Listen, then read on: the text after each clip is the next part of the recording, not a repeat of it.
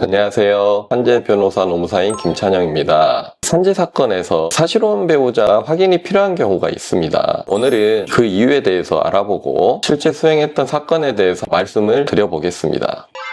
산재보호법상 업무상 사망이 인정되면 그 유족에게 유족급여와 장례비를 지급하게 되어 있습니다. 그런데 산재법상 유족이라는 개념이 민법상 상속인의 개념과 좀 다릅니다. 산재법에는 특별하게 유족의 개념을 정리를 해두고 있는데요. 그 유족 중에 1순위 권리자가 배우자입니다. 배우자는 원칙적으로 법률혼을 뜻하는 것인데 산재법에는 사실혼 배우자도 배우자로서 인정을 해주고 보호를 해주고 있습니다. 그래서 사실혼 배우자에 해당을 하면은 유족급여 수령을 할 수 있게 되는 것이죠.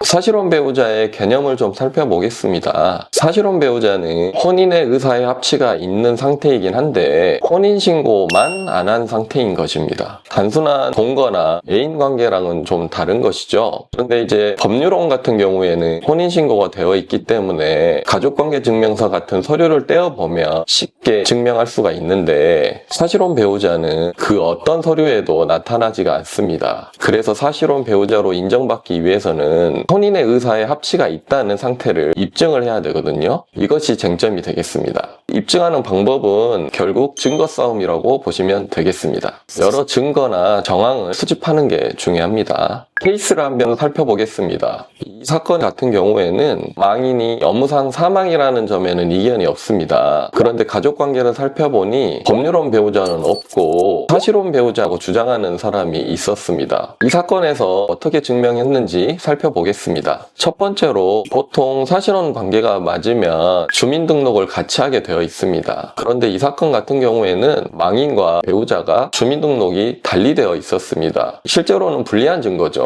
그런데 그 이유가 좀 있었습니다. 망인께서 과거에 신용불량자셨고 파산면책 선고까지 받은 적이 있습니다. 이렇기 때문에 배우자와 주민등록을 같이 하게 되면 어떠한 해가 끼칠까봐 주민등록을 같이 할 수가 없었거든요. 이러한 점을 잘 소명을 해서 재판부를 설득했습니다. 다음으로 이것이 또 결정적인 증거가 아닐까 싶은데요. 배우자의 자녀들이 망인을 아빠라고 불렀고 정말 스스럼 없이 아빠와 자식으로 지냈거든요. 문자나 카톡이나 이런 주고받은 내역이 많습니다. 사실혼 배우자의 자녀들 중에 큰딸이 결혼을 하게 되었는데요. 망인이 결혼식에 혼주로 참석을 했고 청첩장에도 아버지로 기재가 되어 있었습니다. 그리고 망인께서 큰딸의 손을 잡고 신부 입장까지 했습니다. 다음으로 중요하게 보는 것 중에 하나가 망인과 배우자가 경제적 동일체였다는 점이 중요하거든요. 망인 가족과 그 배우자 간에 가족 단합을 목적으로 계를 뒀거든요. 그 통장을 망인의 형수가 관리를 했었는데 이게 사실혼 배우자의 이름으로 꾸준히 계좌이체를 한 내역이 있습니다. 이런 거는 거짓말로 하기가 좀 어렵겠죠. 이런 거를 잘 입증을 해서 재판부를 좀 설득하는 데 도움이 되었던 것 같습니다.